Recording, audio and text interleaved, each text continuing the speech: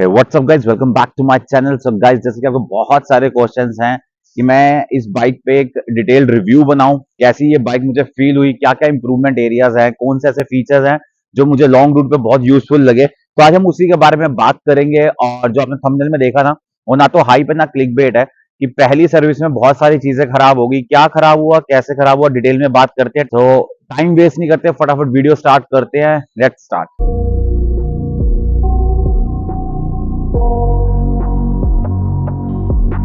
तो guys, video start करने से पहले ना एक डिस्क्लेमर दे देता हूँ कि जो भी मैं रिव्यू शेयर करूंगा, जो भी मैं फीडबैक शेयर करूंगा, हो सकता है कि वो सिर्फ मुझे फील हुआ हो या कुछ राइडर्स को फील हुआ, वो सबके साथ ना फील हो, वो सबके साथ प्रॉब्लम ना उन्होंने फेस की हो, सेम प्रॉब्लम। बट हो सकता है कि वो मुझे प्रॉब्लम आई, तो मैं आपके साथ शेयर करना चाहता हूँ। तो एक और चीज छोटी सी मैं बोलना चाहूंगा कि देखो, कोई भी बाइक परफेक्ट नहीं होती।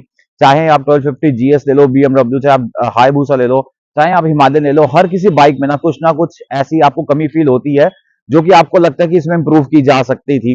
सो जैसे अगर कोई बाइक ऑफ रोडिंग के लिए अच्छी है तो हो सकता है लॉन्ग रूट के लिए अच्छी ना हो। कोई अगर लॉन्ग रूट के लिए अच्छी है तो हो सकता है ब्रेकफास्ट राइड के लिए अच्छी ना हो। तो बहुत सारी चीजें होती है। जो चीज आपकी राइडिंग स्टाइल से मैच करता है वो आपको पसंद आएगा।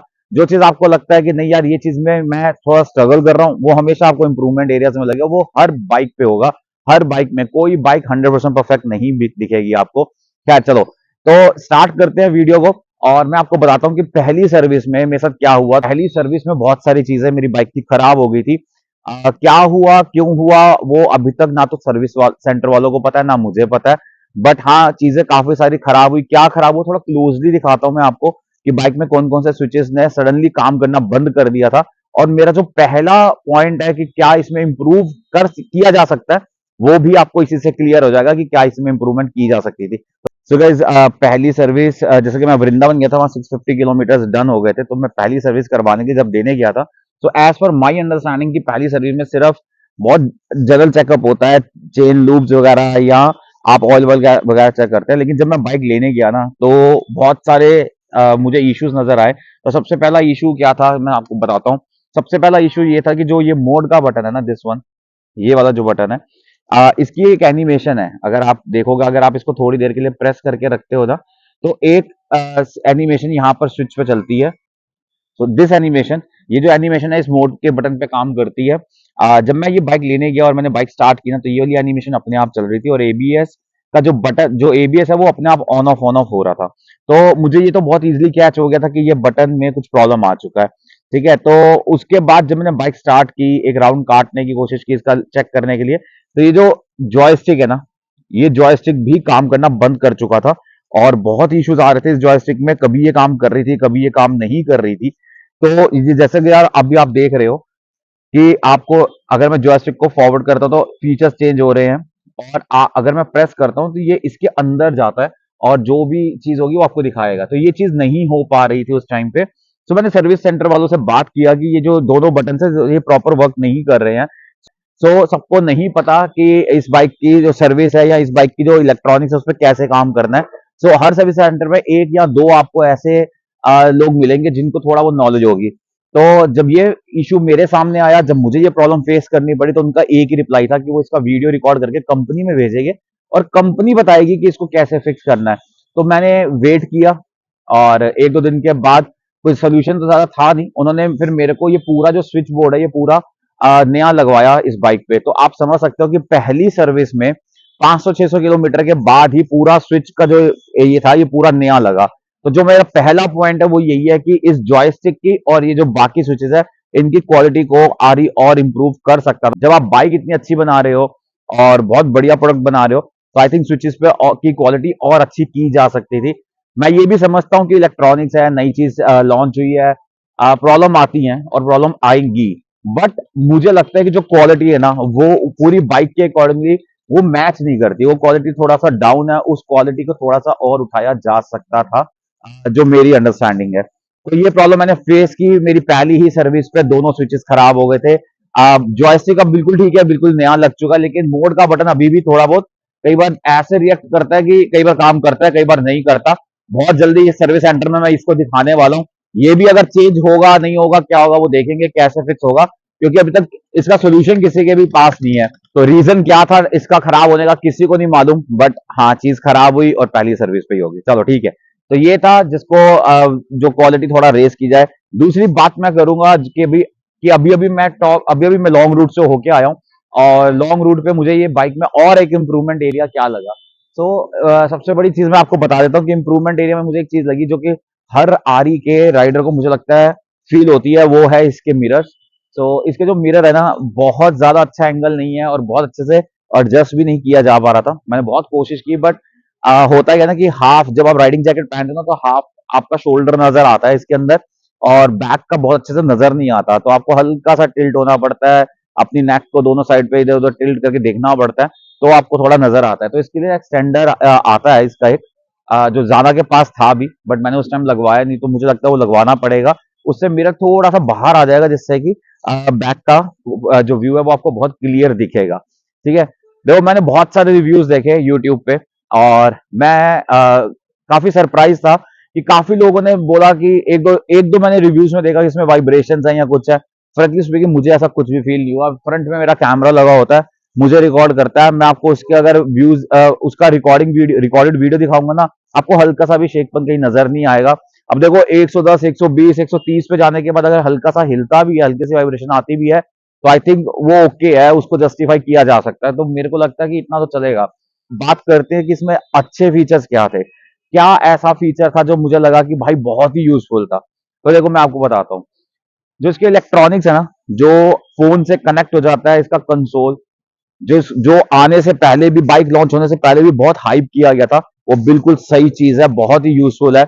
आप इमेजिन करो कि आप, अगर आपके पास मिटियोर या क्लासिक 350 है और उस पर लॉन्ग रूट पे आप कहीं पर हो, 70-80 की स्पीड पे हो, और आपको किसी रीजन से सॉन्ग्स बंद करने हैं, चेंज करने हैं, तो आपको अपने ग्लव से फोन को टच करना पड़ेगा। और आप कितने भी अच्छे ग्लव्स ले लो, जब आप बहुत अच्छी स्पीड पे होते हो तो ये टच इतना अच्छा काम करता नहीं है।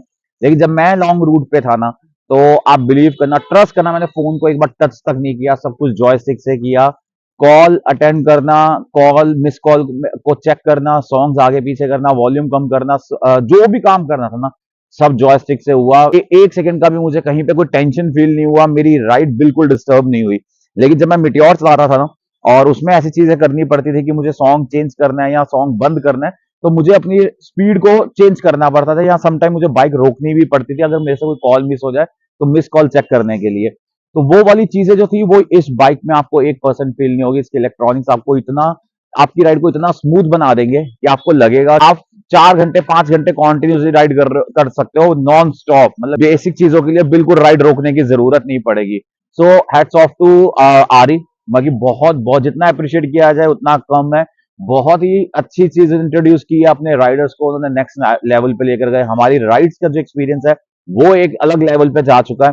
मैंने जो फील किया, ट्रस्ट मी गाइस, कि आपको ये चीज इतना सपोर्ट करती है ना, आपकी राइड पे आपको 1% भी इशू नहीं होता, आपको कहीं पे भी आप डिस्ट्रैक्ट नहीं होते हो। तो ये बहुत बहुत ही यूजफुल चीज है एक राइडर के लिए, कि आप एक लॉन्ग राइड पे हो, 70, 80, 90, 100 की स्पीड पे चल रहे हो, और आप बिना किसी टेंशन के, बिना किसी डिस्ट्रैक्शन के आप ये चीज अपनी कॉल अटेंड कर पा रहे हो, अपने फीचर्स को यूज कर पा रहे हो। सो इसके तो जितना आरी को अप्रिशिएट किया जाए उतना कम है।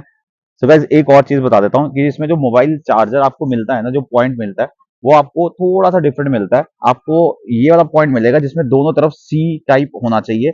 नॉर्मली हम जो यूज करते हैं, एक तरफ यूएसबी होता है और एक तरफ होता है आपका सी टाइप, ठीक है। लेकिन यहाँ जो वायर यूज होगी ना, उसमें दोनों तरफ टाइप सी होगा, तो ही यहाँ पे लगेगी, क्योंकि जो यहाँ पे स्विच है ये भी टाइप सी हमें दिया गया है, ठीक है। तो ये एक थोड़ा सा आपको देखना पड़ेगा कि आपको जो केबल आप यूज कर रहे हो, जो आप वायर यूज करोगे, वो यही वाली यूज कीजिएगा जिसमें आपको दोनों तरफ टाइप सी मिले।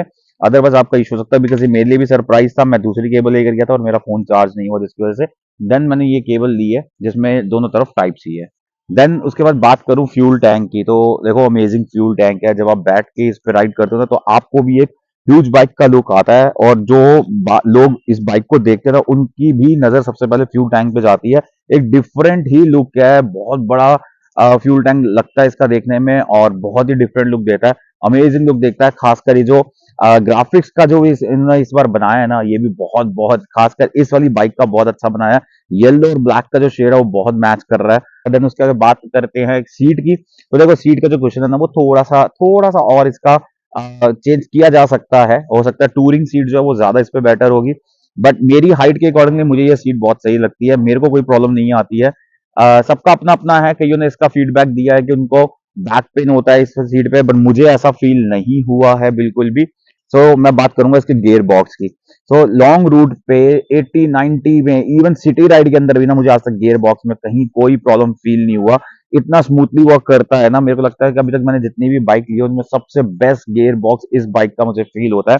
देन उसके बाद बात करते हैं एक उस चीज की जो कि सबसे ज्यादा हाइप की गई थी जब ये बाइक आने वाली थी, वो है ये engine Sherpa. Trust me guys, आपने जो कुछ भी सुना था ना इस इंजन के बारे में, शेरपा के बारे में, वो सब कुछ सही था। लॉन्ग रूट पे जो इसकी परफॉर्मेंस फील होती है, जो नेक्स्ट लेवल पावर इसकी जो फील होती है ना, आई एम टेलिंग यू कि आपको किसी भी बाइक में अभी तक आ रही की ऐसी पावर फील बहुत कम हुई होगी, खासकर 450 और 450 के नीचे की जो सेगमेंट है उनमें। ठीक है, तो एक अलग ही पावर आपको देता है, एक अलग स्मूथनेस आपको मिलती है। थोड़ी बहुत आवाज है वो हमेशा आरी में आपको देखने को मिलेगी, सुनने को मिलेगी, बट उसके अलावा अगर जो पावर की बात करूँ ना, क्योंकि जैसे मैं बार बार बोल रहा हूँ कि मैं मिटियोर या क्लासिक से अगर आप चला के इस पे स्विच करो तो आपको समझ आएगा कि ये क्या पावर है। तो अगर इंजन की बात करें और इसकी पावर की बात करें तो मैं 100% सेटिस्फाइड हूँ। 10/10 मैं इस बाइक को देना चाहता हूँ। ऑफ रोडिंग के लिए मेरे को लगता है इससे अच्छी बाइक ही कोई नहीं है। जो सस्पेंशन इसका काम करता है उस ऑफ रोडिंग में ना, आप एक अलग ही फील, अलग ही एक स्मूथनेस, एक कॉन्फिडेंस आता है आपको जब इस बाइक को आप ऑफ रोडिंग पे लेकर जाते हो। अभी तक अगर मैं आपको बात करूं, जो मैं अपना ऑनेस्ट रिव्यू की बात कर रहा हूं, तो मैं इस बाइक से बहुत खुश हूं, मैं बहुत सेटिस्फाइड हूं। छोटे मोटे इश्यूज है जिसको इग्नोर किया जा सकता है, वो बहुत मेजर इश्यूज नहीं है, वो कोई शो स्टॉपर काइंड ऑफ चीज नहीं है, उसके जुगाड़ भी हैं, कुछ ना कुछ ऑप्शन ऑप्शन आपको मिल जाते हैं। तो ये सब कुछ मेरे रिव्यूज थे, और जितनी भी एसेसरीज है मैं आपको दिखा चुका हूँ। जो भी चीजें इसमें पहले भी जो चैलेंज है, जो हाइट के अकॉर्डिंग या कुछ भी ऐसे चैलेंज या साइट, वो भी मेरे कुछ लास्ट की वीडियोस में आपने देखे होंगे। तो वैसे जैसे जैसे और सर्विसेज होती जाएंगी और ये बाइक लॉन्ग रूट्स पे जाएगी, इसकी परफॉर्मेंस और ओपन होती जाएगी और नजर आएगी कि ये इस अगर आप इमेजिन करो कि 450 सीसी की बाइक और 30 की आपको एवरेज मिल रही हो, और आपके पास एक बेस्ट इंजन जो कि आप तक मार्केट में बहुत अच्छी परफॉर्मेंस करने वाला, बहुत बढ़िया गियर बॉक्स और नए इलेक्ट्रॉनिक फीचर्स के साथ आपको एक बाइक आपको मिल रही हो, तो मुझे लगता है कि मार्केट में ना इसमें बेस्ट प्रोडक्ट है ये। अगर आप अपना पैसा किसी एक ऐसी चीज पे खर्च करना चाहते हो कि आपको बिल्कुल भी अफसोस ना हो, गाइस बिल्कुल मत सोचो, जाओ इस बाइक की टेस्ट राइड लो, बुक करो, और आई होप कि आपको ये बाइक भी बहुत पसंद आएगी मेरी तरह। तो आज ये रिव्यू था। देखो, मैं बहुत सारी कमियां निकालनी हो ना तो जबरदस्ती की कमियां बहुत सारी निकाल सकते हो आप आओगे, आप इस पे कहोगे कि आप इस पे ये नहीं है वो नहीं है, तो बहुत सारी कमियां आप निकाल सकते हो, लेकिन जो आपको एक लॉन्ग रूट्स के लिए, सिटी राइड्स के लिए जो बेसिक प्रॉब्लम्स जो आपको होती है, वो इस बाइक में आपको फील नहीं होंगी। आपको इसमें मोर देन एक्सपेक्टेशन वाली चीज है कि आपको इसमें जो फीचर्स मिलेंगे,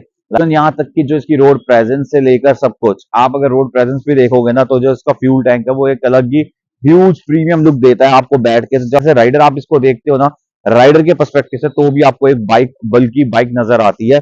सो ठीक है गाइस, इस वीडियो को और ज्यादा लंबा नहीं करूंगा। आई होप आपको समझ आ गया होगा कि क्या क्या चीज इसमें बढ़िया है, क्या इंप्रूवमेंट एरियाज है। बहुत छोटे छोटे पॉइंट्स हैं जिसपे आर ये काम कर सकती थी क्वालिटी पे और भी, अदरवाइज उसके अलावा बाइक में मुझे कोई ऐसा कमी नहीं फील होती है। ठीक है, इस वीडियो को यहीं पे एंड करूंगा। आई होप आपको अच्छा लगा होगा, एक छोटा सा ऑनेस्ट रिव्यू था मेरी तरफ से। गाइस, अगर आपने यहाँ तक वीडियो देख लिया तो प्लीज लाइक करना, शेयर करना, सब्सक्राइब करना, और मैं आपको मिलता हूँ नेक्स्ट व्लॉग में बहुत जल्दी। तो इसी पॉजिटिव नोट के साथ इसको यहीं पे साइन ऑफ करते हैं और मिलता हूँ नेक्स्ट व्लॉग में। Till then take care, bye bye.